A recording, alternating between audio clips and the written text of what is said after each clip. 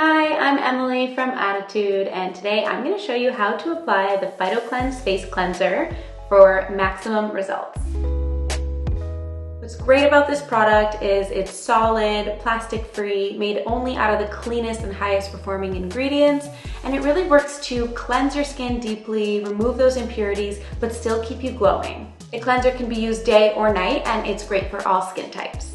To use the product, you simply push it up with your finger, and you always want to make sure that your product is high enough so that your packaging stays super clean and dry.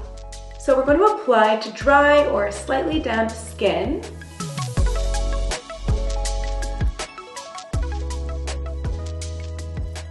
We're going to add water, and we're just going to lather in a circular motion. You can also apply it to your neck. I love that it's algae-based, which really softens the skin. It's also made with peptides, which rebuilds the skin's moisture barrier, and glycerin to really moisturize as well. We're gonna rinse thoroughly with water, or I also like to use a washcloth to remove it.